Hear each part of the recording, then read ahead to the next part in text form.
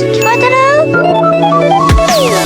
電波の回電波中に夢中で更新中。電波で鮮明だ。猫に嫌われてもママに叱られても私とにあなたに出会うの。හලෝ ළමයි ඔන්න හුඟ දවසකින් මම අපේ ඉස්කෝලේ යුනිෆෝම් එක ඇඳා. අද අපිට ඉන්ටර්විව් දවස. මම ඉන්ටර්විව් හිටියේ 5 වෙනියට. ඒකින්ද ඉක්මනට ගෙදර එන්න පුළුවන් වුණා.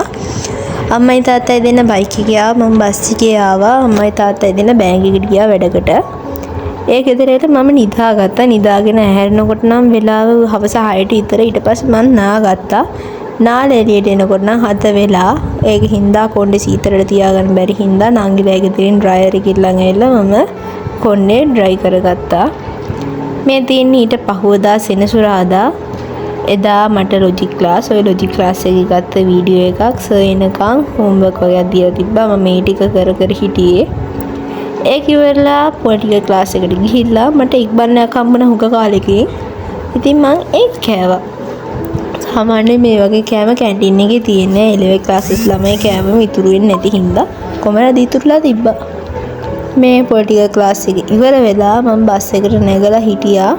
අදලා මට හිටගෙන එන්න පුළුවන් වුණා. හිටන් එන්න ඕනේ නැහැ. ඊට පස්සේ හවස එනකොට අපිට ආරංචියක් ආවා මේ හරියේ ගෙවල් කිට්ටුව තියෙනවා කියලා ලොකු පහන් කූඩුවක්.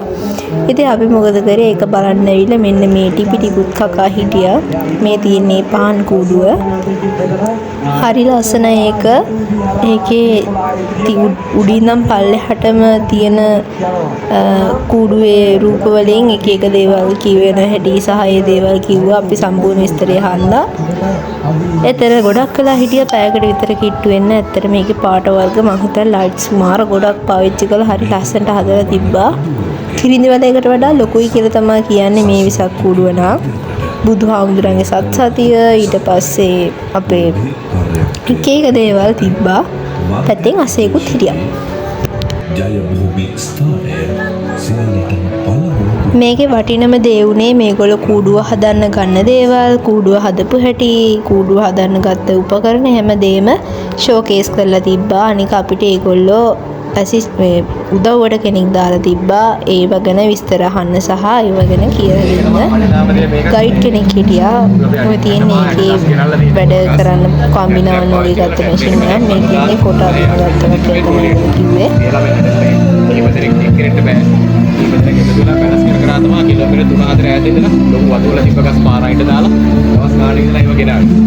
ඊට පවදා මම මේ අම්මාව එක්කන් යන්නේ මට බෑග් එකක් ගන්න ඉස්කෝලේ ගෙනියන්න. මං අපේ හැමදාම බෑග් ගන්න කඩේට ඇවිල්ලා ඒගොල්ලන්ගේ පොඩි ෂොප් එකට තමයි මං එන්නේ. ඒකෙන් බෑග් එකත් අරගෙන මිනුවන්ගොඩ පොළ තිබ්බ හින්දා හෙට ගිහිල්ලා බඩුත් අරගෙන අම්මට බීම බිලකුත් දාලා මේ ගෙදර එන ගමන් නංගිව හම්බුණා. පාරදී මේ අපේ අම්මයි නංගි දෙන්න ජෑම් ගෙඩි කඩනවා. මෙන්න මේ ටික තමයි ගත්තේ. මට කොණ්ඩේ හදන්න ඕන හින්දා කර්ල් 50ක් ගත්තා. ආයෙ මගේ හයක් ක්ලිප් එකක් ගත්තා. ඒක බම්ප් වෙන 50 කොණ්ඩ කට්ටා. ඊට පස්සේ රෙදි ගනවලා පහන පත්තු කරලා අවශ්‍ය එකක් දාගෙන ඇවිල්ලා මෙන්න මේ පිස්සන් කොටුව අස් කරන්න තමයි මම හදන්නේ. ඊට කලින් කොණ්ඩේට තෙල් ගාන් ඉන්න ඕනේ. තෙල් නෙමෙයි ඕඩිකෝන් ගන්න ඕන. මම බෑග් එක ගන්න ගිහිල්ලා ඇවිල්ලා නෑවා. දැන් මම මේ ඕඩිකෝන් ගන්නවා සුවඳ හිටින්න. සාමාන්‍යයෙන් මෙහිම කොලොන් ගෑවම තෙත පිටියේ සතියක් විතර කොණ්ඩේ සුවඳ තියෙනවා. නෑවේ නැත. මං හැබැයි නාන හින්දා ඔහොම තමයි ගන්න. මං දැන් මේ මගේ බෑග් එක අස් කරනවා. එදා ක්ලාස් ගිහින් ආවලා මට බෑග් එක අස් කරන්න බැරි වුණා. මං හින්දා සම්පූර්ණ බෑග් එක අස් කරලා පොත් මේසේ තිබ්බ කසල ගොඩක් අස් කරලා දැම්මා.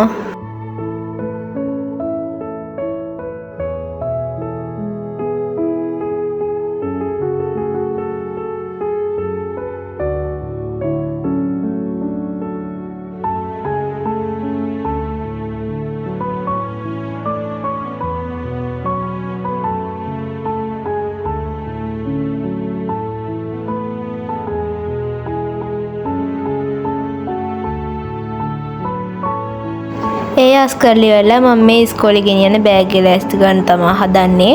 මම කෝපරාත් කියලා පොත් 5යි දාගත්තේ. ප්‍රධාන විෂයන් 3ත් එක්ක ඉංග්‍රීසි ජිට් විෂයන් ඒ දෙක තියෙන හින්දා පොත් පහක් දාගෙන මම දැන් මේ මගේ පර්ස් එක අස් කරනවා. පර්ස් එකට ඕන කරන highlights අනම්මනක් අපිට ඉන්ටර්විව් එකේදීම කිව්වා ඉස්කෝලේ එනකොට highlights ගේන්න කියලා නිල් පැන කළු පැන දාන් ආවත් කමක් නැහැ කිව්වා. highlights අමතක කරන්න තුන් ගේන්න කිව්වා. මොකද අපේ පිරිම ළමයි ලියන්නේ නිල් පැනෙන් විතරයි කියලා. දා කොහොමද ඉතින් මේ දේවල් ගෙනින හින්දා ඒක විශේෂයක් වුණේ නැහැ. මම පර්ස් එක මාරු කරපු විතරක් කරේ. ඔන්න තියෙනවා මගේ බෑග් එක. මේකේ පොඩි පර්ස් එකක් එන හින්දා ඒක ඇත්තටම වටිනවා. මම මාර්ගයේ මැදින් එක ගලව ගත්තා. මම අර ටෙඩි බෙයාස්ලා ටික ගත්තේ බෑග් එකට දාගන්න. නිල් පාට ටෙඩි බෙයා කෙනෙක් මම තියාගෙනම හිටියා. හිතුව විදිහටම ඒකට ළඟින් යන જાතියේ බෑග් යම්මට හම්බුණා. ඒකත් දාලා අර පර්ස් එකට මම මගේ සැනිටරි දේවල් ටික දාගත්තා. රෝස් පාට පර්ස් එකේ තිබ්බේවා අම්මා කිව්වා ගොඩක් ඒවා ඉස්කෝලේ ගෙනියන්න බැරි ඒවානේ. ඒ දේවල් අයින් කරන්න කියලා. ඉතින් අදට මගේ බ්ලොග් එකේ තියෙන ඔච්චරයි. ඉස්කෝලේ ගිහින් ආවට පස්සේ වෙච්ච දේවල් ඊළඟ බ්ලොග් එකේ මම ඔයාලට අරන් එන්නම්. එතකම් පරිස්සමෙන් ඉන්න. බයි.